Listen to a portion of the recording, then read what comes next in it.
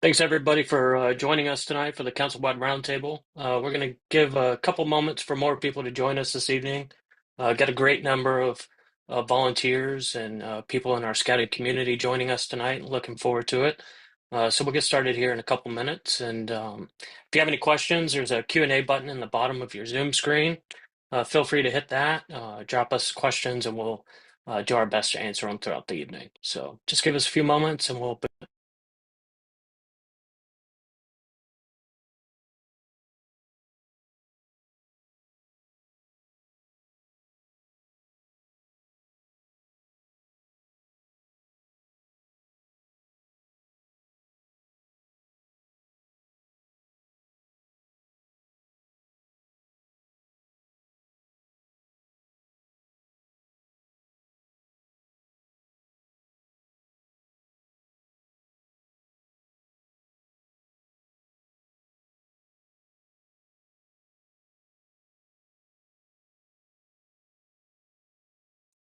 All right. Thanks everybody for joining us tonight for the council-wide roundtable. Got a great program in store for us. Want to kick it off by turning it over to Rick Smith, Council Commissioner, for any welcoming remarks, and then we'll get into the presentations. Rick, kick it off with a welcome and let me know when you're ready to begin. It helps if I unmute myself, doesn't it? Well, welcome everybody. Appreciate so much your time and interest in this evening. We've got a great event, great speakers lined up, lots of questions you've already sent in. Please keep the questions, as Tyler said, coming in to the Q&A as the evening progresses, and we'll do our best to answer everything we can. So Tyler, when ready, let's give it a start. Hello, everybody. I'm your Council Commissioner, Rick Smith, and I would like to welcome you to Scouting America New Hampshire's virtual roundtable for February. First, happy anniversary to everybody. This month we celebrate the 115th anniversary of Scouting in America. Many of your units participated in Scout Sunday last weekend, and it's always a great event and always nice to see so many of us out in our communities. There are more than 1 million youth who participate in Scouting America, and there are also more than 600,000 adults who volunteer in our organization. So thank you for being an important part of the delivery of Scouting in your communities. We couldn't do it without you. So thank you and happy anniversary. This evening, we have what I can only describe as a cavalcade of presenters to get you the very latest information to help you put on the best scouting program in your unit as easily as possible. We want you to leave this evening informed of the very latest, inspired, and excited about all that is going on here in Scouting America, New Hampshire. The format will be a presentation by each of our speakers. After each speaker, we will have some time for Q&A on the topic that they just presented. We've received some questions from you during registration for this event, and we'll include those as well as any that you'd like to enter into the Q&A section of this webinar while it's going on this evening. Tyler Yankee, I'm sure all of you know him, will be the host of the Q&A for each speaker. We'll get to as many of the questions as we can. As part of the follow-up to this event, however, we'll send out answers to any questions that we were unable to get to live. Okay, so let's get the evening's program started. First up, I'd like to introduce our Council Vice President of Safety, Guy Eaton, who will present our safety moment. Guy, take it away. Hi, everyone. I think I probably know many of you, but if you don't know me, I'm Guy Eaton, Vice President for Safety for Scouting America in New Hampshire. And my big thing is wanting scouts and leaders and people in the program to do our program in a safe way. Everything safely. If there's any questions about how or what we do, we have a Bible in Scouting that's referred to as the Guide to Safe Scouting that can be found online when you go to scouting.org and just look for it because it's right there. I'm sitting here with it on my big screen looking at it, and I'm going to hit a few points. And if you have any questions at all, don't hesitate to call me at 603 312-3365. Or my email is guyjeaton@gmail.com. If you've got questions, I hopefully can answer them. But if I don't have the answer, I will get you the answer. We want our youth to have a safe experience in scouting. We want trained leaders, and it all begins with the application process and doing the youth protection. And the background check, all that's handled. We want scouting to be safe for our youth. A big thing that seems to be happening a lot is bullying, both boy on boy, adult on adult, and cyberbullying. And we don't want that in the program. It's probably something come from society and around the youth today. It's got no place in scouting. We want scouting to be an experience that I can say, I can relate to experiences 60 years ago that I did as a youth, and they'll never be tarnished. And we want youth to be the same way today in the scouting program. The Guide to Safe Scouting has updates that come out. I'm looking literally at updates that come out every few months. There were updates in December, August, July, May, and April of last year. And they're all right there. We want safe scouting with males and females in units today. And they may go camping together. You've got to have separate areas for people to be camping in.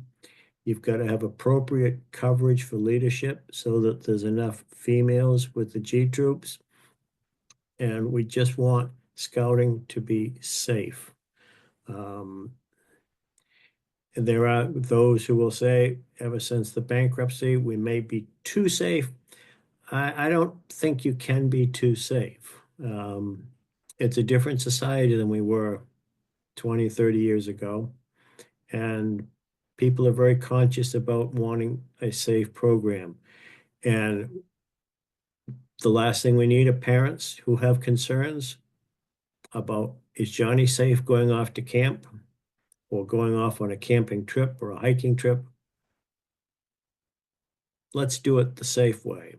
Have a safety minute that's relevant, something simple, but yet thought-provoking that we can give to the youth to keep them aware of safety. It will become ingrained in what they do. That's what it's all about. We don't like to hear of accidents. We've had our share, and every group has had theirs as well. We don't want that to be our case. So again, I've given you my phone number and my email. If you have questions, don't hesitate to reach out. I'll either give you the answer or I'll get you the answer. Let's make scouting here in New Hampshire safe for all of our youth and adults. Any questions, reach back to me. I appreciate it. Thank you.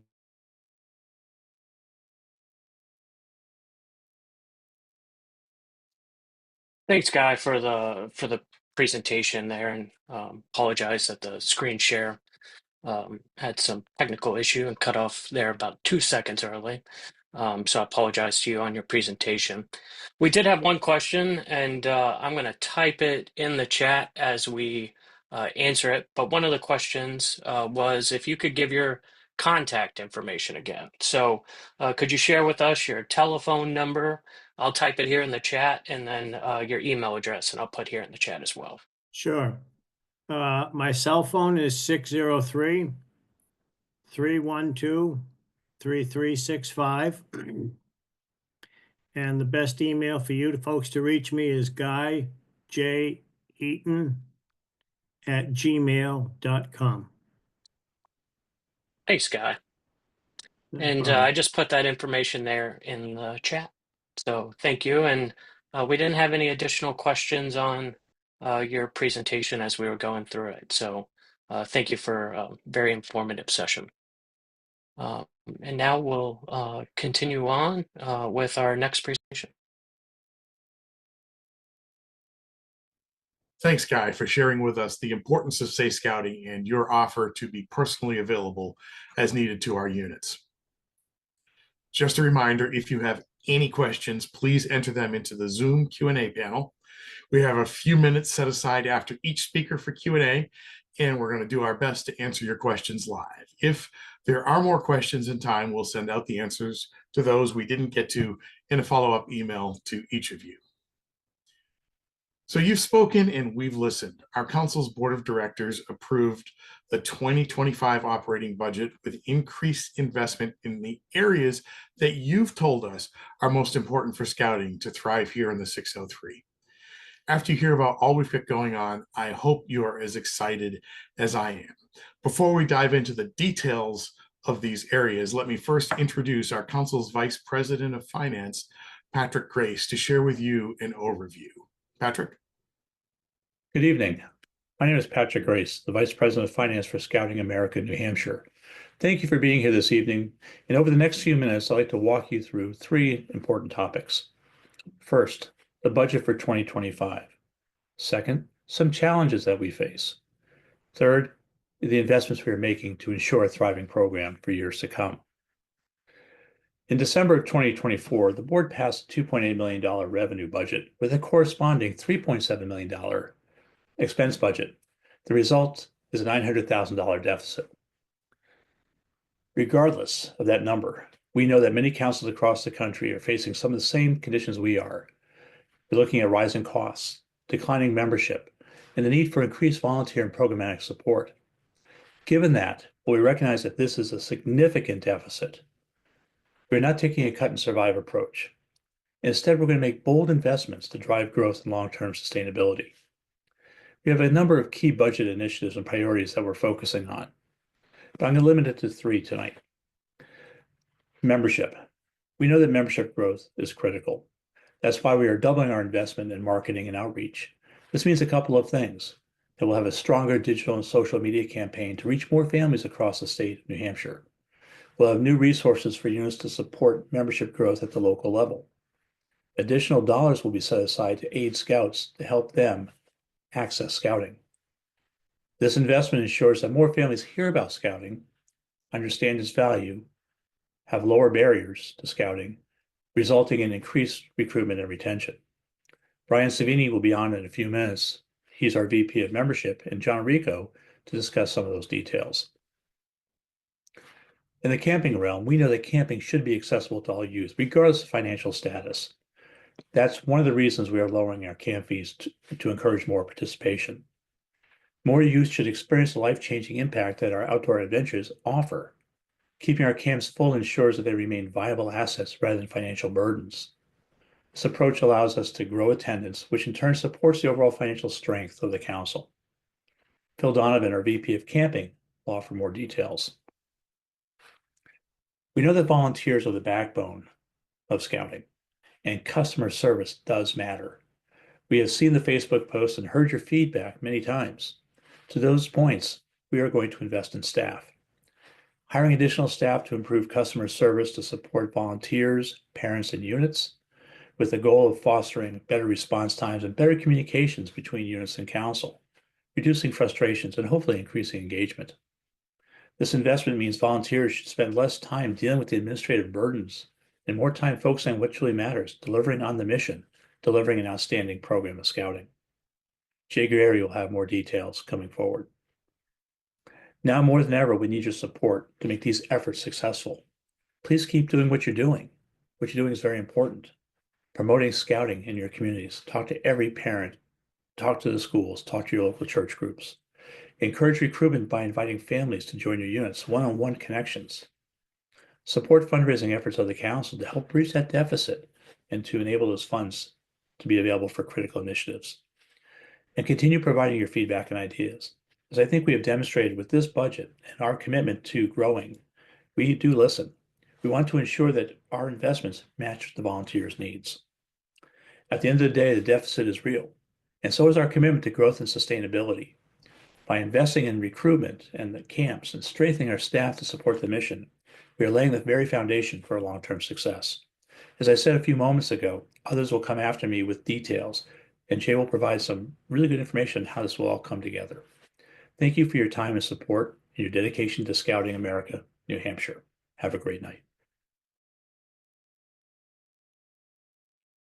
Thanks, Patrick, for a great overview presentation. We do have a couple questions that have come in. We have two in advance and then one that's here in the chat. The question here in the chat, what is the board looking at to bridge the deficit? Do the funds come from the endowment, and then how does that endowment look like for a balance in sustainability?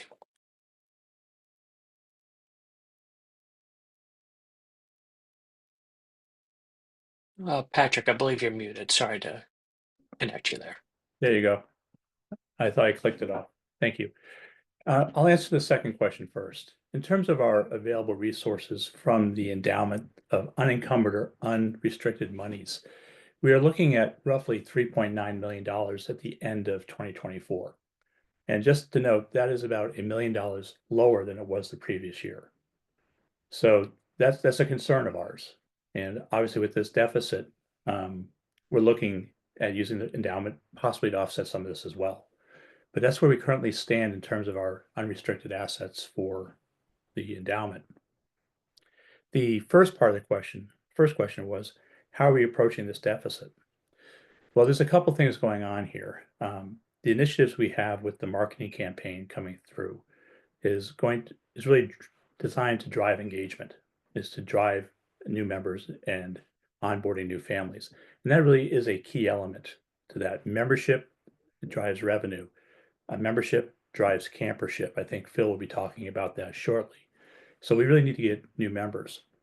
One of the things that we really missed on last year in terms of our entire budget, I'll share that we were well under budget on the expense side.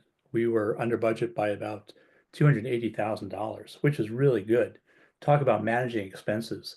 I have to give kudos to our professional team for really keeping an eye on every penny that we had, and they came in at $281,000 under. Conversely, we didn't do so well on the revenue side of the budget. We're looking at $322,000 deficit in the revenue side. We just missed. And the places we missed had to do with camping, had to do with special events as our two big ones, and we came in shy on our membership. So those are the three areas that, if you heard my presentation, that we're investing money in to attack this year to make sure that we don't miss. So it's a risk. Nobody can sit here and say it's not a risk. We currently take roughly $600,000 a year from our investment to claim as revenue within the budget. And this last year in 2024, we had to go back to the endowment and pull another $350,000 out to balance the budget. We presented last year's budget as a balanced budget, yet we still missed by $350,000. So looking at the 25 budget, we're coming in with a $900,000 deficit. We have a lot of work to do. And I will share that last night, it was the beginning of that work. When the board passed the budget in December, we also voted to hold ourselves more accountable to participating in special events, to doing our part on the financial side to drive revenue. And last night, I don't know what the final numbers are, but I know what the room looked like. In 24, I think we had 30 or 40 folks in the room. We had about 100 plus that last night, and it was a very good event. So we're off to a good start in chipping away at some of the deficit that we see here, but we have a long way to go, and we need all of your help to get it done. Tyler, does that answer Thanks. your question? Yeah, I think that's great, Patrick. I appreciate all that insight. And last night, for everybody participating, the council hosted our 50th annual Distinguished Citizen Award reception, recognizes great community leaders for their service to the community and the impact that they have on the Granite State. We were privileged to honor Swim with a Mission, who's dedicated to supporting our veterans when they return home, as well as Michael Skelton, the president and CEO of the Business and Industry Association in New Hampshire, also an Eagle Scout from this council here in the Granite State. So really excited to have that experience and to be there in the room, and appreciate everybody that was able to attend. We did have another question for you, Patrick, and I'll probably field it. The question came across as what is the predicted cost of the rebranding initiative?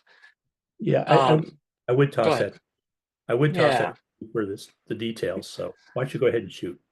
Yeah, I appreciate that, Patrick. When we announced the rebranding of Scouting America New Hampshire, we were also anticipating having to rebrand as we moved into 2025 from Boy Scouts of America to Scouting America. And so that predicted cost was already established into the budget. No real beyond expense outside of table coverings and some decals that really impact the operational budget.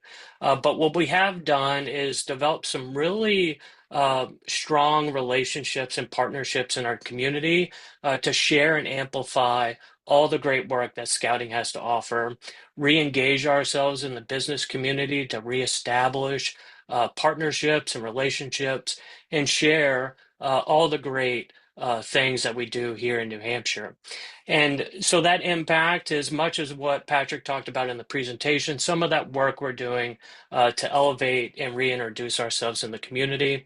And that all of you will be a beneficiary of coming this summer. In June, we're working with Yankee Publishing to do a magazine style story about highlighting influential people in the state that are scouts, showcasing what scouting has to offer, as well as profiling some of our own scouting families and what that experience has offered to them. So that's really kind of that core continued development in our marketing efforts as we've continued to progress over the last 2 years in our initiatives to grow our awareness in the community. And we'll continue to grow on that by offering NH Kids Fest again in September, the first Saturday in September, and looking at new initiatives to expand our reach with a great partnership with the Manchester Regional Airport and other strategic locations across the state to really amplify that. So, and we did get a question here in, and we'll be able to answer that one as we continue on with the presentations. And so now I'm going to kick it over to Jay with his presentation, and we'll get going. I am thrilled to see the board's willingness to invest more in the things that we all believe will make a real difference to Scouting America, New Hampshire. Thanks, Patrick, for sharing that overview. Next up, you've shared with us the challenges that you faced and have asked for additional assistance from our hardworking council professionals. To talk with us in more detail about this and other parts of the council's 2025 plan, may I introduce the man who needs no introduction, our council's CEO and Scout Executive, Jay Gary. Jay, take it away. Good evening, everyone. Thank you for the opportunity to talk to you briefly about our 2025 growth initiatives and our plan for this year. I'm really excited to introduce Scouting America New Hampshire to the state, specifically because there's a great opportunity for us to reignite and reinvite our families to participate in scouting. One of the things you need to be aware of is the National BSA conducted a series of focus groups across the country, and they showed a series of ads that involve scouting and the great activities and outdoor adventures that our youth get to participate in. And after they showed those ads to these parents who've never had any affiliation to scouting whatsoever, they asked the question, had you ever considered enrolling your child in scouting before? And the answer was 58% no. That should be alarming to all of us, because what that's telling us is that people who might be interested in scouting just simply don't even think about us when it comes to making decisions for their children after school. In addition to that, the focus group gave us several insights. It showed that there's a general low awareness that girls can join. There's also an unawareness on how to join. So no matter how many flyers or yard signs we put out, people simply don't know how they can connect to a pack, which is shocking, I'm sure, to most of you, certainly shocking to us. The good news is those focus groups brought back positive impressions that while people generally associate scouting with things like camping, outdoor adventure, leadership, and character, They just simply don't think about it when they're considering what activities their kids might participate in. So the council board has invested in a tremendous amount of effort to strengthen our resources through a robust donor campaign to ensure that scholarships are available to scouts in need. You'll hear about a lot of that this year in 2025. In addition, as you know, we gave a lot of money back in product sales to units who do all of our fundraisers so that you gain the benefit that scouts can earn their own way to participate in the program and lower the types of barriers that are involved with the financial impediment of participating in a program like scouting. This year, we plan to add 2 new unit serving executives to our field force. There'll be a total of 5 people working specifically to strengthen our existing Cub packs, but also find new program opportunities for youth to join. You may not know this, but we lost over 200 units in the last 15 years. And our goal is to get those units back and start to create opportunities so that we're more visible in scouting once again in the state. In addition, we're going to add 2 additional part-time membership impact specialists. These are direct staff people that will work on tickets in our member care center, and they'll be more responsive in terms of getting back to you because we'll simply have more manpower to get back and address all of those questions and the needs that you have to support your very vibrant program plan for your unit. I hope you're as excited as I am about the strengthening of the staff. We are investing in our advertising initiatives, and you're going to see this year a whole number of new ads involving 603 Scouts and Scouting America New Hampshire. We simply need to reintroduce ourselves to the families that we're trying to recruit. We know us, but they don't know us, and that's the problem. So we have to get out there and work really, really hard to tell people how much fun scouting is. So thank you. I appreciate your participation in tonight's roundtable, and I'm thrilled with the opportunity to have to share with you this news. Jay, thanks for the presentation there and the overview. We did get a couple questions that came in. As we've all experienced in every aspect of our lives and even in scouting over the last couple years, pricing has continued to increase. And the question here is, as those prices are continuing to increase and the limitations on services perceiving to be decreased. Is there kind of any idea of when maybe those things will get aligned or from national on when that may be back under control, so to speak? Yeah, so that's a fair question, Tyler, and I appreciate you raising it and whoever raised the question in advance of the roundtable. There's a couple of ways that the council's really attacking this issue. Obviously, one of the reasons why we were so robust with giving product sale value back to the units, I mean, we're giving 59% of an investment back on the popcorn sale alone, and every other one of our fundraisers, we took the net revenue from those product sales that we recovered for the benefit of the council and gave them right back to the unit. And that was so that they could transfer those costs or fundraising costs and the revenue. We'd pick up some of the fundraising costs. The revenues would go back to the units to help offset some of those membership fees.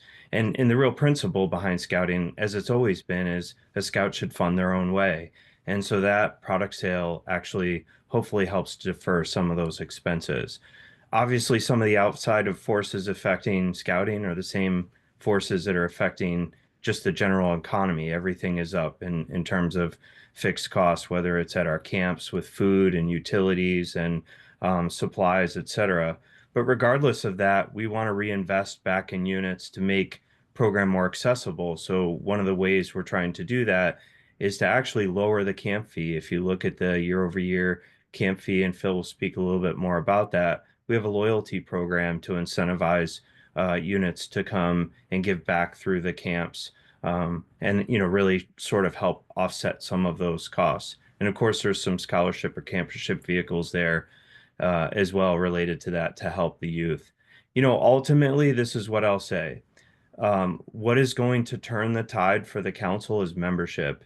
And we are going to need our units to invest in a growth rate proposition to increase the number of families you serve, which is why we're investing in our marketing strategy to get more youth in. If we have more scouts, we have more campers. If we have more campers, we can help offset some of those expenses. So post-pandemic, to lose close to 5,000 youth across the state has really had a dramatic effect on us as an organization. And it's our hope that you'll join forces with us with this new rebrand and get the word out about how great scouting really is. Awesome. Thank you, Jay, for that feedback. I believe now we're going to hear from Brian, our VP of Membership, on some of the growth initiatives we have going for 2020.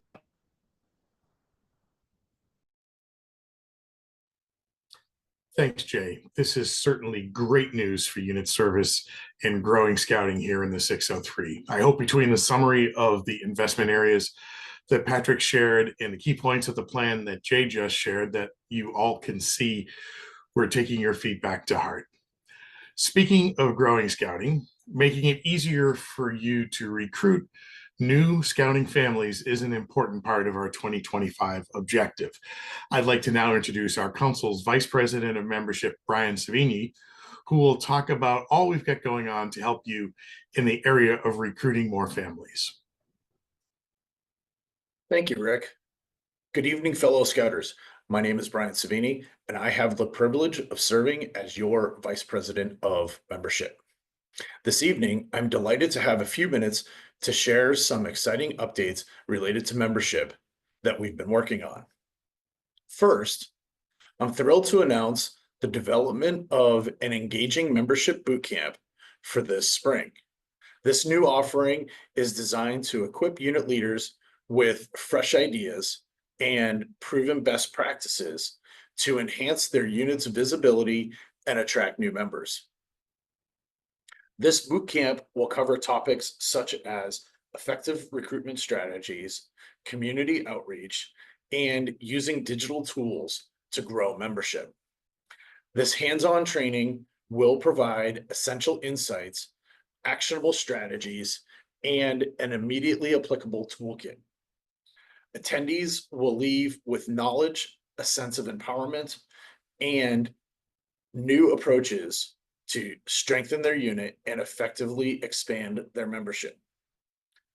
Details regarding the timing and location of these boot camps will be announced soon, but the aim is to hold them in the spring so that unit leaders can apply what they learn throughout the summer and be well prepared for fall recruitment. My next topic, I am pleased to introduce a discount program for families with 3 or more registered Scouting America New Hampshire members. This program will apply to any combination of youth and adults. Families with 3 or more registered members will be eligible for a $50 credit. Once you've completed the registration renewal for your 3rd family member, extending their membership into 2026. The family discount program underscores our commitment to making scouting accessible to every eligible youth in the Granite State. More communication will be available in the coming days, and we can't wait to share it with you. In the meantime, however, you can find the family discount application at nhscouting.org/scholarships. Lastly, I'm excited to share that in coordination with our marketing team, we are working to bring the Scouting America New Hampshire branding to life. This includes the increased use of hashtag 603 Scouts. You'll soon see membership materials such as yard signs, flyers, pens, pencils, stickers, and bookmarks, all of which will feature our vibrant and engaging branding. We aim to create a warm local feel for scouting in New Hampshire because we know fellow Granite Staters value a sense of community and connection. I appreciate the opportunity to speak with you this evening. And if you have any membership related questions, please feel free to contact me, membership@nhscouting.org. I look forward to seeing you on the trail.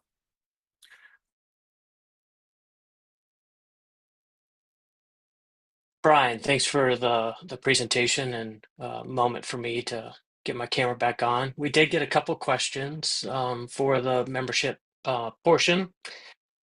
Specifically, how has our membership been tracking, trajectory over the last 10 years? Could you give a little insight on kind of our position membership wise and kind of where we're looking to continue to grow? Yeah, sure. Absolutely. Thank you, Tyler. So, in short, the trend has been downwards, right? Which is not the trend that we want, but that really highlights the need that we have for doing things differently and finding different ways to recruit and engage new families. I'm going to share my screen here for a moment, and I've got a graph to illustrate this because this was one of the questions that came in before tonight's roundtable. So I had an opportunity to put this together, and I'll share this with everybody. As I said, it's a downward trend. And you can see, the breakdown by program over the last 10, 11 years. So we are now definitely at a point where we need to do something different to try and turn things around. We can continue to say that COVID or other outside influences may have impacted in some of these downturns that we've seen over the years. But at the end of the day, this is where we are today, and we need to work harder to try and find new ways to recruit new members. So with that, as I mentioned a few moments ago, we're now offering the opportunity for a discount for family members with 3 or more registered members. We're also now offering or in the process of planning our membership boot camp. I hope to have dates and locations to share in the coming weeks. But the plan there is to provide, as I mentioned earlier, to provide some insight and tips and tricks and best practices to help with the recruitment process. The plan would be to host 3 membership boot camps strategically placed around the state. And, again, as we talk about, hearing the message that we get from you, oftentimes our events and activities happen at council properties or in Manchester or Concord because that's where it's easy to get to. Well, we're going to change that here. And we're purposely going to avoid council properties, and we're going to avoid the Manchester Concord area. And we're going to try and get out a little bit closer into different areas of the state where more people are located and more centrally that others can get to us. So again, still working on the locations and dates, but as soon as we have something to share, we will be certain to get all of that out to everybody.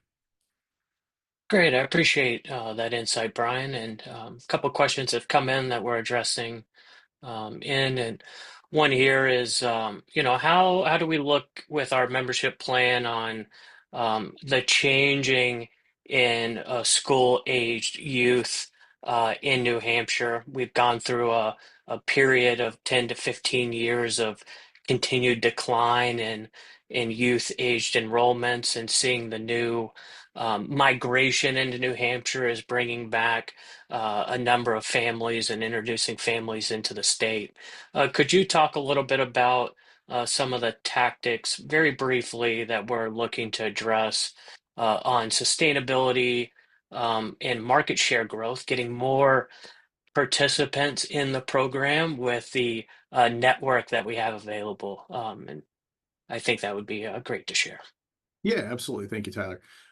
So good question. And, I think one of the key things to highlight, and I believe Jay mentioned it in his piece earlier, is getting into the 21C or 21st century programs throughout the schools in Manchester, as well as some of the other larger school districts throughout the state. So I believe Concord has a 21C program, Nashua has a 21C program. So that's going to allow us to try and reach out into the communities that are maybe less served at this point, and provide a opportunity for those scouts or those individuals to be able to join scouting. Great, I appreciate that, Brian. And, collectively, we just serve a very small market of the youth here in New Hampshire. And there's a great opportunity and potential to invite more families to join and follow through on the mission of serving as many youth as possible. So even a small incremental increase from maybe a market share serving of 2.5% to 4% is hundreds of new families experiencing the life-changing programs that Scouting has to offer. And those are just basic recruitment strategy and marketing opportunities that Brian and the entire marketing committee, made up of different representatives across the state and your district, that are helping lead this charge. So I appreciate you sharing that feedback with us tonight, Brian. Tyler, if I can just add one comment to that too, to support Brian in responding to that question. Our field staff, as we build them up to a team of 5, our focus is to start organizing new Cub packs in areas we're not currently serving scouting. As I mentioned in my presentation, we've lost 200 units over 15 years. That has a pretty significant impact on our visibility across the entire market in our state. And, our focus is to support our existing packs to really have the opportunity to fulfill a great program dynamic in their units. Where we're seeing a weak spot is in the recruitment of kindergarten and first graders. So our plan is to focus directly on those two grades because we know if youth join at those early ages, they'll stay the longest in the program from a retention perspective. So, over the course of this next year, our goal is to organize about 60 new units. They're not going to be all packs. Some will be troops. So we're not abandoning our scout troops in your recruitment initiatives, but we know that we're much more effective at recruiting youth at younger ages. And so as I've shared with you, many families with girls don't even know they can join scouting. So we're going to place some emphasis on that too in our marketing strategy. So it's not like just one single magic formula. It's going to be a whole number of things all combined. But having a larger sales force out there to really drive the scouting mission, I think is important. And you at the local level, get out at those parades, get out at those visible town fairs and town activities, use the mobile base camp, be visible. All those things are going to be what's going to make us grow. Thanks for that, Jay. And moving forward in our presentation, I think this is going to be a popular topic. I'm going to kick it over to Rick and John to introduce our next segment, and we'll get started.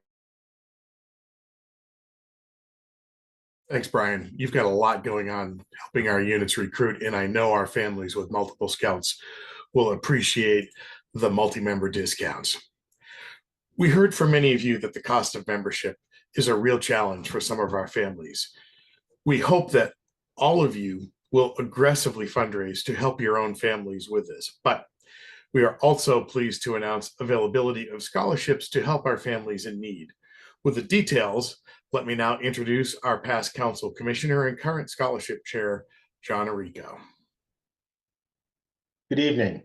My name is John Arrico, former council commissioner and current CST 10 finance and fund development lead. I'm excited to talk about 3 separate membership fee assistance programs. One in which units can request a coupon code to be given to families who are interested in joining scouting, but may need some financial assistance to pay for the membership fee.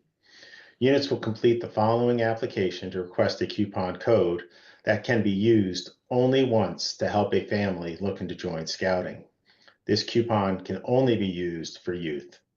Once the unit submits the application, your request will be reviewed and the unit representative will then receive an email with a coupon code if approved. Please note that coupons are issued on a first come, first served basis and are limited in quantity. The coupon will cover 50% of the council fee for youth. The next membership fee assistance program is only applicable to those families earning $100,000 or less. In this program, applicants are eligible for up to 100% of the council fee for youth. The final membership fee assistance program is applicable to families regardless of income level. Under this program, applicants are eligible for up to 50% of the council fee for youth. Both of the last two membership fee programs can be applied for using one application as shown. Fee assistance may be asked to either join, rejoin, or renew your membership in Scouting. Applicants will either receive a coupon code or will be reimbursed for the amount approved. Funds for these programs are available through the generosity of donors and limited to the extent funds are available. Therefore, we will do our best to support as many families as possible, and thus applicants will only be allowed one scholarship, meaning if the applicant receives a coupon code from the unit and uses that coupon to join Scouting, then they are not eligible for any other youth membership fee assistance. If you are interested in supporting our membership fee assistance program, then please use the link or QR code in the chat to donate at a level that you are most comfortable with. Thank you. Thanks for that presentation, John. Did put in the chat again the direct link to the scholarship landing page on the council website where you'll find each of these categories. It's also available in the resources tab in the main navigation bar. And as well, if you're able and willing to make a donation to support the sustainability of our scholarship fund, that link has been provided in the chat as well. Now, I believe we're going to kick it off to Michael Farr, our Activities and Program Director, and have an introduction here from Rick and speak with Michael. Give me 1 second. I gotta get my, sorry.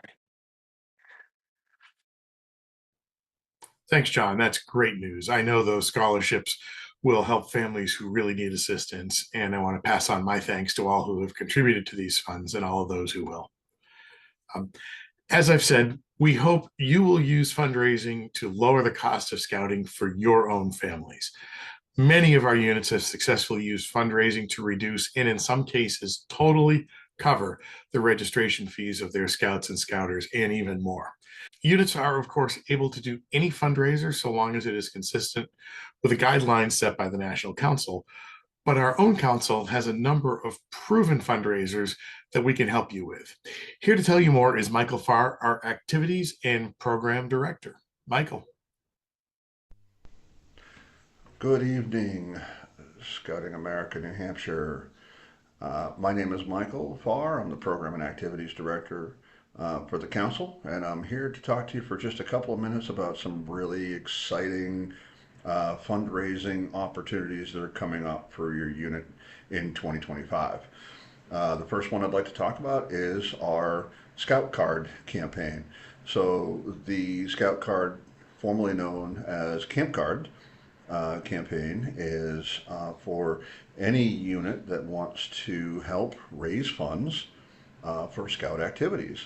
Obviously, summer camp is a big one, but it can be used for high adventures or any kind of national jamboree, sea base, anything that your unit wants to do that's Scout related. So it's a great program that offers the unit a 70% commission rate. The cards can be purchased in advance for $3 a card. The suggested retail for the cards are $10, which gives the unit a commission of $7. So if you sell 100 cards, your unit earns $700. It's very much that simple. Cards can be ordered in advance by submitting a request through a jot form that the link will be available through this roundtable. That request gets sent to member care. The cards will be put aside for your unit, and you'll have the ability to pay either with cash check or credit card when you come to pick them up. Credit card processing does add a 3% fee. That's something that the council pays that we just can't avoid. The other option is if for some reason geographically you cannot get to the council office within a reasonable amount of time, we may be able to figure out a way to get them out to you locally.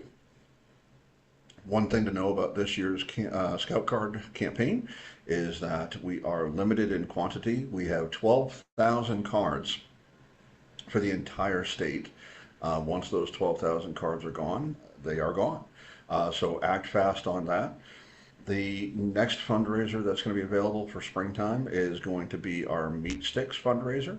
That also can be found right on the resources tab on the council calendar, council website, and that's going to be through Country Meats, a very simple fundraiser for your unit to take part in.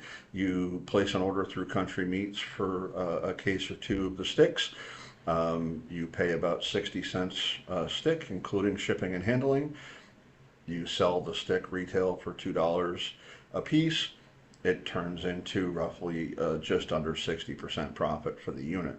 You do have an option to sell the meat sticks 2 for $3, but that is not required. I highly recommend doing the $2 per stick. They are very high quality meat sticks. They are not your typical dried out mass-produced retail meat sticks. They're very juicy, they're very flavorful, and our customers have been very happy with the quality and the taste. So all that contact information is available right on the website, again under resources and fundraising for Scouts and Unit. The next fundraiser that we have available running this spring, believe it or not, another one, we have pancake and maple syrup. And this is a great opportunity to do some selling where the unit is not having to purchase a product ahead of time. So you go and you do take orders on this, and then you submit the take orders with the money that you've collected and pay for the take orders, and then deliver the product to your customers. So that's a great fundraiser. The next thing that I wanted to really talk about really quickly is the mall kiosk at the Fox Run Mall in Newington, New Hampshire. We have the ability to run Scout Card and pancake and maple syrup fundraisers at the mall kiosk, and this would be done for your unit by the council, so you don't have to prepay for that merchandise. For more information, you can reach out to me directly at michael.farr@scouting.org. My contact information is also on the website. And then, of course, popcorn's coming right around the corner in July. We are going to have a kickoff in person in April. So please stay tuned for that information. If you need any assistance or have any questions about fundraising or how to help your unit raise funds, please reach out to me directly. I'm more than happy to help, and I hope this little segment was beneficial for you. Thank you and have a great day.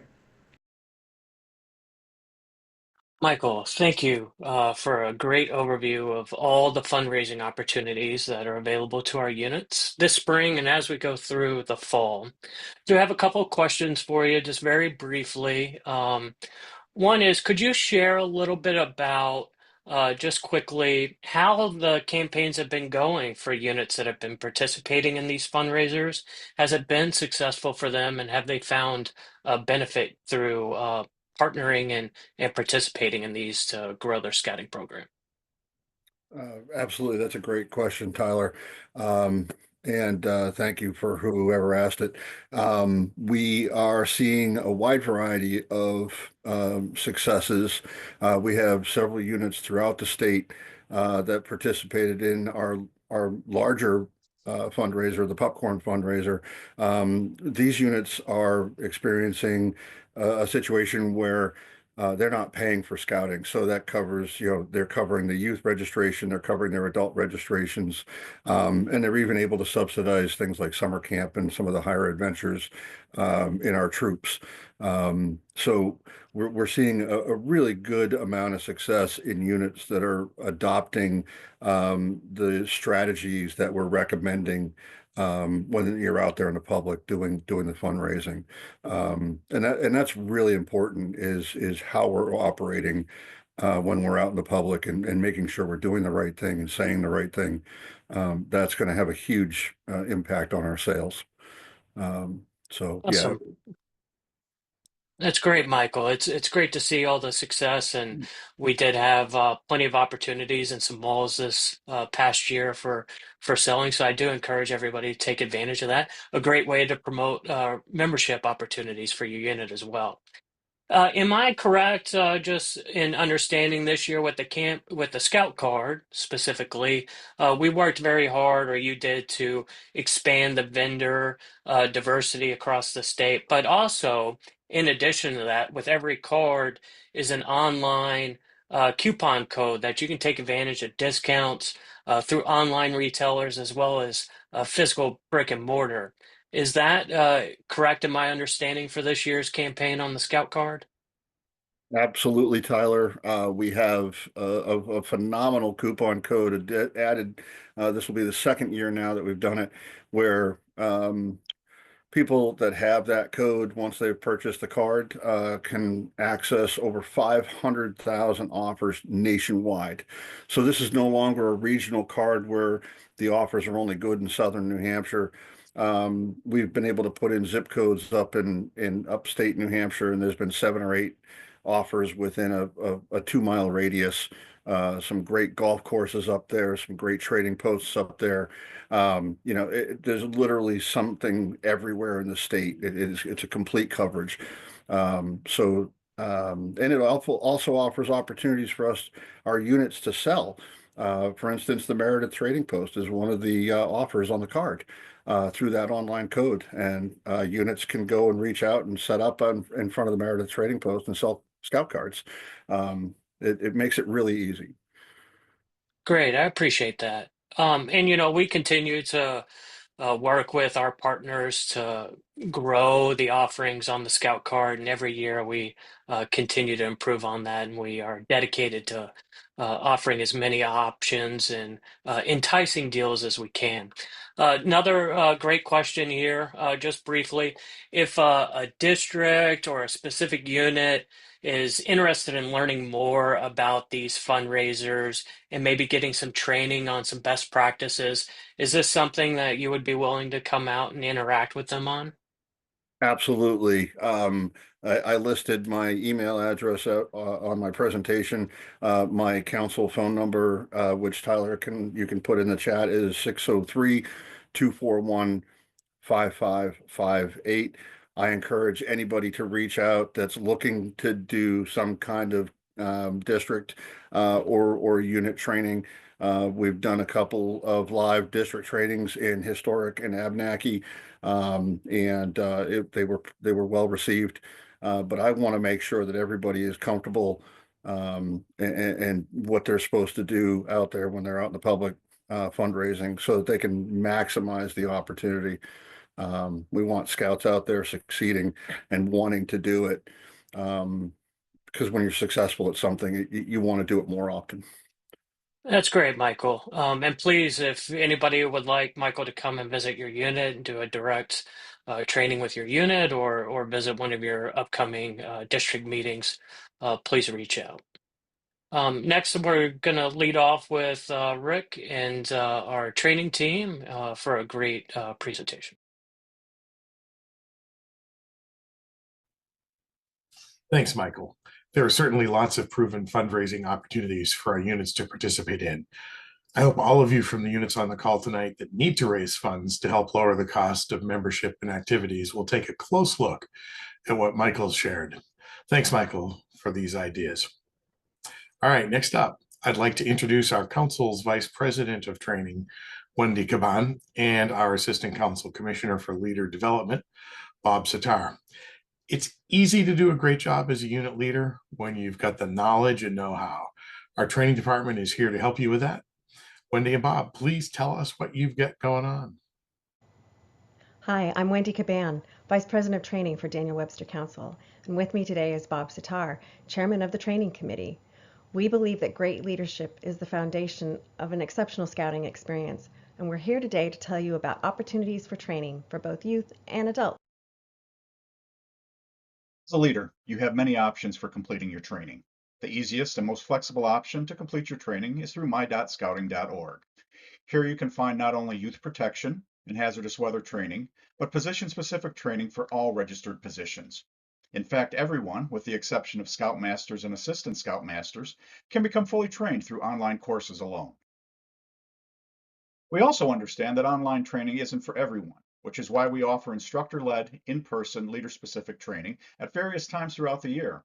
It's the same great content that's available online, but it's presented by knowledgeable, experienced instructors in a classroom environment. It comes with the advantage of allowing you to ask questions and network with other Scouters and learn from their experience as well. As we know, outing is 75% of Scouting, and there are 2 outdoor courses for our Cub and Scouts BSA leaders. The first is BALOO, which stands for Basic Adult Leader Outdoor Orientation. This day-and-a-half course is for Cub leaders of all levels who want to take their packs on overnight outings. It gives them the knowledge and skills to organize and execute pack outdoor activities. 1 BALOO trained leader is required for all Cub Scout outdoor activities. For our Scout leaders, we have IOLS, or Introduction to Outdoor Leader Skills. This day-and-a-half course provides Scouts BSA leaders the skills and teaching methods necessary to assist Scouts with rank advancement through first class. It is a required course for Scoutmasters and Assistant Scoutmasters to be considered position trained. Both of the outdoor courses, as well as the leader-specific courses for Cub and Scout BSA leaders, are offered twice a year as part of our Leader Weekend programs, CLAW and SLAW. Our next courses will be run on May 17th and 18th at Camp Carpenter. Please keep an eye on the council calendar for upcoming dates for other trainings and registration information for the CLAW/SLAW course. NYLT, National Youth Leadership Training, is a week-long, unforgettable experience for Scouts ages 13 to 17. Scouts will work in a patrol with a dedicated and enthusiastic youth staff and experienced Scoutmasters. They'll learn the tools to lead with confidence, to work as part of a team, to improve their communication skills and solve challenges with creativity and determination. NYLT develops Scouts who step up, they take initiative, and lead with a purpose, making your job as a Scoutmaster easier and your unit stronger.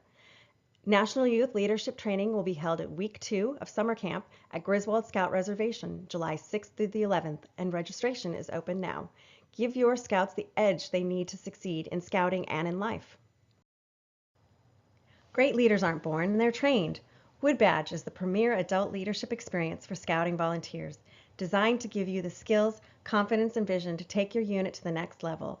Over 2 fun and busy weekends, you'll learn while developing friendships with other adult leaders in a warm and friendly atmosphere. Through class sessions and discussions and hands-on challenges, this course covers a wide variety of leadership topics to help you become a better leader not only in Scouting, but in your personal and professional life too. Participant in the most recent course said it best, if you think you might want to do it, don't wait. Your future self will thank you for not hesitating. Join us at Griswold Scout Reservation on September 19th through the 21st and October 4th through 5th. University of Scouting is your one-day, one-stop training event for everything Scouting. This busy day offers specialized courses for every Scouting role, offering you fresh ideas, valuable resources, and new skills. Whether you're a new leader just learning the basics or an experienced Scouter working on planning that high-adventure trek, there is a class for you. Choose from a wide variety of class sessions. You can master outdoor skills like knot tying, learn effective group management strategies, discover new ways to engage with your Scouts, and a great opportunity to meet and connect with other fellow Scouters to share experiences. Choose your own course schedule that meets your needs and interests. Do you have a skill or a knowledge to share? Do you have an idea for a topic that you'd like to learn some more about? We are looking for passionate presenters and fresh ideas. Join our faculty to help inspire the next generation of leaders. It's fun and an easy way to give back to the Scouting community. University of Scouting will be held on November 22nd, 2025. James E. West, the first Chief Scout executive, was once asked what the 3 most important things we need to do to succeed in scouting. His response: training, training, and training. Become the leader you are meant to be. For information, questions, or assistance, contact training@nhscouting.org. Thank you, Wendy and Bob, for a very informative session. A lot of training opportunities to come ahead. As a Wood Badge participant, probably the best training I've had in my scouting experience, and I encourage everybody to do that. It's a great resource to use in your own professional development. And please reach out to Wendy and Bob at training@nhscouting.org to talk a little bit more about Wood Badge and how you could work with that inside your company or your place of employment for leadership opportunities and kind of look at it in a professional development way, as well as getting that touch of scouting in the training there. So great, and appreciate all that the training team does to support us. If you're interested in participating and want to be a part of the training team, shoot Wendy and Bob an email, training@nhscouting.org. They'd love to have you on the team and get you involved in one of our upcoming sessions. So thank you so much for that tonight. I'm going to kick it off next to Tom Welton and Rick to talk a little bit about some of the exciting programs we're offering throughout 2025. Tom has some great stuff to share. If you were able to participate in the Klondike that just recently happened, what a great experience to see scouting come together. One location at Griswold Scout Reservation, really looking at the mission and the activities of scouting as a community, as a whole, for all of our troops that participated across the Granite State. So, Tom, I'm going to kick it over to you with an update on activities. Thanks, Wendy and Bob. I hope each of you listening tonight will encourage your unit volunteers and youth to avail themselves of the great training that's available to them. Some of you have shared that the lift of putting together a complete active outdoor unit program can be challenging. Council-wide events are not just fun, but are a lot easier effort for you, our unit leaders, than putting on all of your own events. Why not take advantage of some of these? Besides, when you're at a multi-unit event, scouts see they're part of something much bigger, and there is so much fun to go around. Our Vice President of Program, Tom Welton, is here to share what we have for fun upcoming events. Tom? Hey everyone, I'm Tom Welton, Vice President of Program for Scouting America, New Hampshire. And I'm here to tell you about some of the great program we've run recently, as well as events that are coming up this spring and fall. Be sure to check out nhscouting.org/calendar for additional information and registration. Just about 2 weeks ago, we ran Ukpik here in the council for the very first time. Ukpik, which means snowy owl in Inuit, is a program that was developed at Northern Tier High Adventure Base in Ely, Minnesota. The purpose of the program is to educate young scouts on all they need to know in order to have a successful winter camping trip. Topics covered included first aid, food, cooking, shelter building, cross-country travel. We even had a visit from a local sled dog team in Alton. The highlight of the weekend was definitely the Snowshoe Biathlon, which happened on Sunday. The response from the youth was very favorable, and we've decided to run this program again in 2026. The dates for the program in 2026 are January 30th, January 31st, and February 1st. The registration should be posted and live on the council calendar within the next few weeks. Be sure to check back soon, as space will run out. As the time of this recording, I don't know the results of the Super Klondike. It's still a day or two away. However, I can tell you there's an awful lot of excitement around this event. At this time, there's over 700 youth from our council who have signed up. As soon as I have results, I'll be sure to share them with you on our next council-wide roundtable. The month of May is going to be very busy here in the council. We have 3 big events that are going on, and I want to share them with you now. The first one is a council-wide civic service project called Scouts Trash the Trash. This program was originally started by a scout unit out in the Midwest as an annual activity where they would go out into the community and collect trash and make note of this. It's a great program. Obviously, we clean up the trash, but we also get to be visible in our communities, which we aren't always. We hope every unit in the council will participate, and additional information will be posted on the council calendar in the near future. In the middle of the month, we're going to have a camporee in Tamworth, hosted by Abenaki District, called Top Chef. As the name implies, Top Chef Camporee will have a focus on cooking. There will be competitions and skill building at this camporee. Be sure to check out the council calendar to learn more. Registration hasn't opened yet for this event, but will in the next few weeks. Rounding out the month of May will be the Skull Island Canoery 2.0. This event, which will be on Newfound Lake, is an event where you will canoe out to the Skull Island and camp out for the night. This is a different sort of camporee that doesn't often happen. It happened last year, and the success was so great that we decided to run it again. Registration and information is available for this event. However, please note that registration is very limited due to accommodation limitations on the island itself. Visit nhscouting.org/calendar to learn more. Finally, in the fall, we're bringing back a program that we did 2 years ago called Into the Woods. Into the Woods is a special program that helps us solve a number of problems. It's an overnight camping program that we're going to host at Griswold Scout Reservation to help bridge the gap between Cub Packs and Scout troops.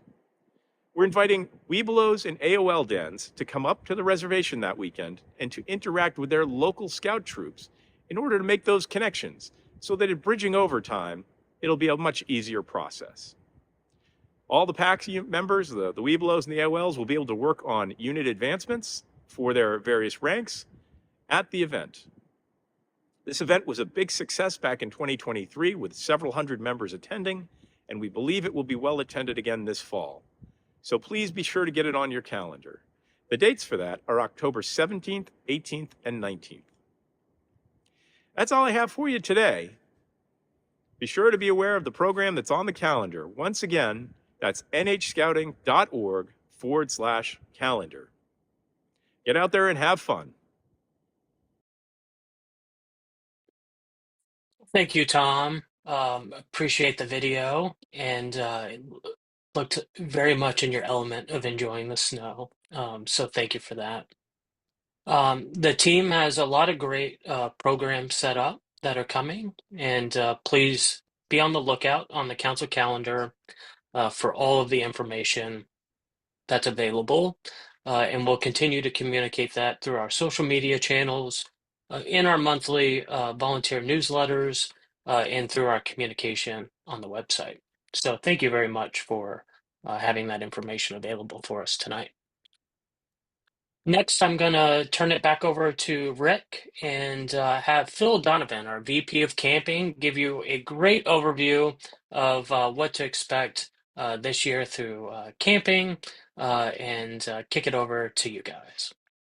Thanks, Tom. You've got a ton of great things happening. I hope all of you listening in tonight will spread the word and encourage your units to participate in these really fun events. You've given us feedback that our summer camp costs are higher than some of the alternatives in the New England area. Our camping committee has come up with some very innovative approaches to reducing the cost of summer camp while at the same time introducing some new really exciting program options. This stuff is really, really cool. May I introduce our council's Vice President of Camping, Phil Donovan, who will share with you the specifics. Phil. I'm at Camp Carpenter today, home to our Cub Scout camping programs. Things are pretty frozen up here at the moment, and it's hard to believe that in just a few short months, this place and Griswold Scout Reservation as well will be busy and full with scouts and leaders having fun, making friends, learning together, and building great memories. Hi, I'm Phil Donovan, Vice President of Camping for the Council. I want to take the next few minutes to share some information with you about our camps, including what's new, how our camp fees work, and how to register your unit. We don't have much time, so I won't be able to go into too much detail, but I'll tell you how to get answers to your questions. It's cold out here, though, so let's get right to it. So the first thing to know is that we've reduced our fees at both camps for 2025. We listened to you, and the council has made a financial commitment to help you get your scouts to camp. The full fee schedule can be found on the council website, so I won't bore you with that here, but we have something brand new this year to help even more. So I'll spend a few minutes explaining our unit rebates for growth and loyalty. First, whether or not you camped with us last year, your unit qualifies for the growth rebate. Simply bring more scouts with you this year, and we'll rebate a portion of the fees back to the unit at the end of the camp season. Rebates will range from 2 to 4%, depending on the number of scouts that you bring. I'll show you an example of that in just a minute. Next, we have the loyalty rebate. If your unit camped with us in 2023 and 2024, and you return this year, we'll rebate 3% of your camp fees back to the unit. Camp with us for 4 consecutive years starting in 2023, and the rebate goes to 4%. And similarly, after 5 continuous years, it's 5%. Now, please note that the first qualifying year is 2023, and there can't be a break in between to qualify for the rebate. If you camped with us in 2024 and 25, you'll be eligible for this rebate in 2026. Again, the years must be continuous to qualify. Skipping a year resets the clock. In addition to the loyalty rebate, your unit will qualify for a growth rebate as well. Just bring more scouts than last year, and you'll receive the rebate. Rebates are paid to the unit after the camping season and once all fees have been collected. Now let's look at a couple of examples of how the fees and rebates work for each of the camps. Let's assume that a unit did not attend Camp Carpenter last year, but this year brings 8 cubs. The early bird fee is $560 and the full fee is $580. We'll use the early bird fee for our calculation. And based on the attendance, the growth rebate to the unit is 3%. So now the effective fee is $560 minus the $1,680 equals $503.20. Now let's look at the loyalty rebate. The GSR early bird fee is $570 and the full fee is $590. Let's assume that your unit camped in 2023 and 2024 with 11 scouts, and you'd bring just 1 more this year. The loyalty percentage is 3% and the growth percentage is 2%. So the effective fee is going to be $570 minus $1,711 minus $11.40 for a fee of $541.49. Now, of course, your results may vary. So what's new in our program areas? Well, there's lots. In addition to the famous Pirates Cove and, of course, Fort Friendship, the theme at Camp Carpenter is Quest for Heroes. Cubs will explore bravery, kindness, and strength through fun-filled challenges, quests, and activities. The staff is busy planning program opportunities around the theme that will unleash our scouts' inner hero and show that heroes come in all shapes and sizes, and each of us has the power to make a difference. At GSR, we're adding some high adventure opportunities that will take advantage of our proximity to the Belknap Mountains range. From outpost camping to whitewater adventure to cowboy action shooting, older scouts will find something new and exciting in addition to the usual merit badge and camp program offerings. And leaders, of course, we've not forgotten you. Leaders at each camp will also be able to take advantage of what our camps have to offer. Leader training and program area time will allow leaders to up their leadership game and have some fun too. The Leader Merit Badge will challenge you to take a deeper dive into summer fun. I love this one. Now, obviously, we've just scratched the surface. There's so much more to know about our summer camps, but I hope that I've caught your attention. Here are a couple of ways to find more information. The council website should be your first stop. You can find it at nhscouting.org. Complete information on fees, programs, and a link to the Black Pug registration system can be found here. And you can submit a ticket if you have a specific question that may be unique to your situation. Our goal is to get you an answer within 24 hours. And of course, join us for our monthly camp director chats. Our awesome camp directors, Joe and Andy, will be available to give you the most up-to-the-minute information and answer all of your questions. You can find a schedule and register on the website. Of course, social media is available for both of our camps. Well, that's all I have time for now, but I want to take this opportunity to personally invite you and your units to join us at Camp Carpenter or Griswold Scout Reservation this summer. We're extremely proud of our camps, and we hope to see you there. Now, it's time to go warm up. Thank you very much, Phil, for all that information about our summer camp programs. Um, as we're not able to maybe cover every activity or each description of offerings, we do encourage you to continue to look at our council calendar for upcoming events. One of note, we do have an annual whitewater raftery that takes place in the middle of June, if you're looking for a high adventure element as well. And of course, we'll continue to offer downloadable resources, flyers, the fee structure model. If you have a specific need that you're looking for, please reach out to our team and we'll be able to provide you some of that information. And next, we're going to have a great overview from Jeff Town and an introduction from Rick of our experiences. And before I do that, one quick question that came in, I appreciate here coming in. The leader and program guides for summer camp. So right now, the GSR program guide is available in version 1 format on the GSR website, nhscouting.org/GSR. We do plan to make some updates to that, updating some of the terms we're using, but the format of what you can experience through those program guides will be available. And then tomorrow, through our monthly camp newsletter, we'll be disseminating a link to those materials as well. The Camp Carpenter one will be available tomorrow at that time on our Camp Carpenter landing page. We'll make sure to announce these program guide offerings as well through our social media channels and our continued use of the monthly camp newsletter. And please feel free to visit each camp page on their dedicated blog areas that highlight some of these announcements as well if you were to miss it on social media or through an email. And next, we'll kick it back to Rick and Jeff to give an overview on our advancement.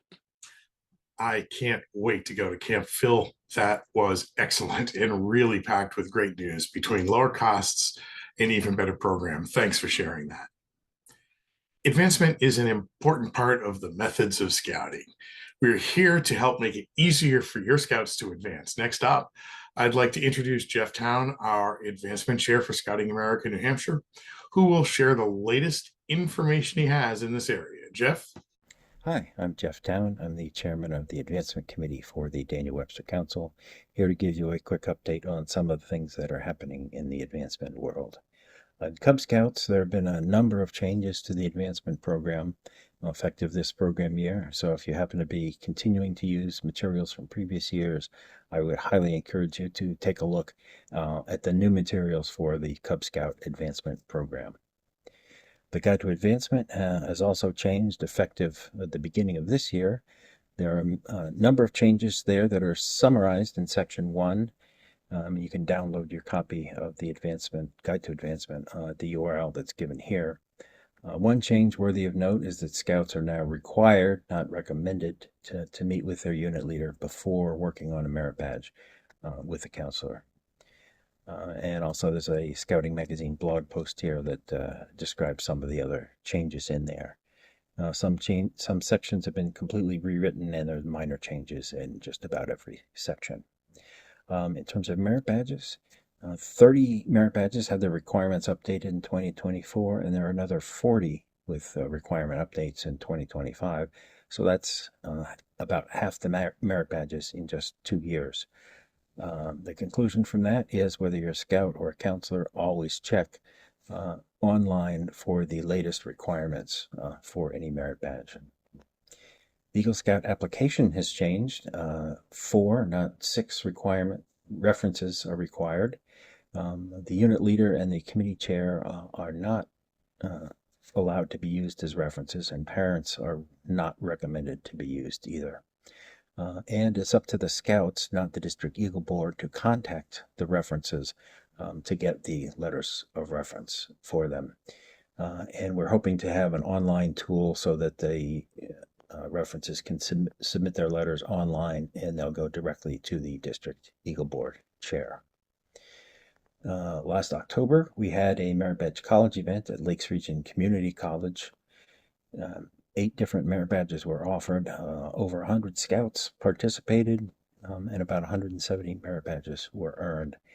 And the faculty were paired with registered merit badge counselors for each of the 8 different merit badges that were offered. Here's a picture of the whole group of scouts that participated there. And you can see at the beginning of the day, there was a very enthusiastic group ready to get off and running after the opening remarks for that event. 2 other events are coming up, one in just 10 days at St. Anselm College in Manchester, and another at Lakes Region Community College, again in Laconia, at the end of May. And the badges are different for those 2 events, and they're chosen to match the expertise and interests of each school and the faculty there. And again, the faculty will be paired with the merit badge counselors. Some of the other activities of the Advancement Committee, working with Eagle Scout candidates who want to request extensions to complete the requirements or to appeal in a decision of the District Eagle Board or the Council Advancement Committee. We're also working to align the processes of the various districts for Eagle Project proposal reviews and Eagle Boards of review. And finally, we're always available to answer any question you might have about the advancement program, whether we know the answer right away or have to do some research to get it. And finally, for new Eagle Scouts, there are several scholarships sponsored by the National Eagle Scout Association. You need to pay attention to the deadlines for those applications. They're passed for this year, but for next year, they typically run through the month of December and January. And a number of other scholarships are available from other sources for Eagle Scouts.